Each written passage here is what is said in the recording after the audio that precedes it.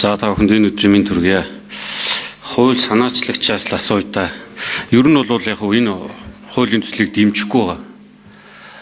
Төслүүд нь явахыг дэмжиж байгаа. Гэхдээ газрын тос боловсруулах үйлдвэр Эрдэнэ бүрэнгийн усан цахилгаан станц зэрэг төслүүдийг Зандан шидрийн ерөнхий сайдын үедчдэр, Учрал ерөнхий сайдын үедчдэр чуулган 3 сарын 15-нд эхэлсэн энэхүү төслүүд явах хэсэг нь тодорхой гэж үзэж байгаа бол 3 сарын 15-наас хойш хөгжлийн банктай холбоотой хуулийн одоо энэ шаардлагатай өөрчлөлтүүдэд хийгээд Эрдэнэ бүрэнгийн усан цахилгаан станцыг санхүүжүүлж байгааг хятадын талтайгаа холбоо бариад газрын төс боловсруулах үйлдвэрийн төслийн санхүүжүүлэгч буюу энэтхэгийн талтайгаа холбоо бариад бидний нэг хөгжлийн банкн дээрээ дамжуулаад хэрэгжүүлээд явмаар байна гэдэг асуудлуудаа хөгжлийн банкаараа явуулаад ороод ирсэн бол одоо эн чинь жишээлхэд төсвийн хуулиас гаргах гэж байгаа нь газрын төс боловсруулах үйлдвэр Эрдэнэ бүрэнгийн усан цахилгаан станц барих төсөл гэдэг энэ хоёр төслийг төсвийн гадуур бодож явна шүү гэдэг энэ тооцоол руу Монгол улс төсвийнхөө хуулиас гадуур орох гэж байгаа.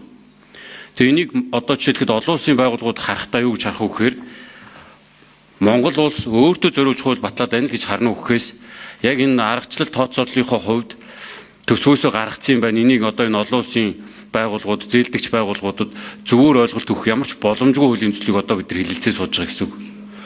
Тэгэхээр энэ дээр одоо яаж зөв гарцын томьёолох ёстой юм гэдэг юм уу? Нэг тийм гарцынхын хөлбөрийг л асуух гэсэн. Би одоо сангийн яамнаас гэх юм уу? Уг нь сайд нар байж ивэл зүгээрх юм. Сайдаас нь асуулт асууя. Сайдын орж ирэхээр асуулт асууя.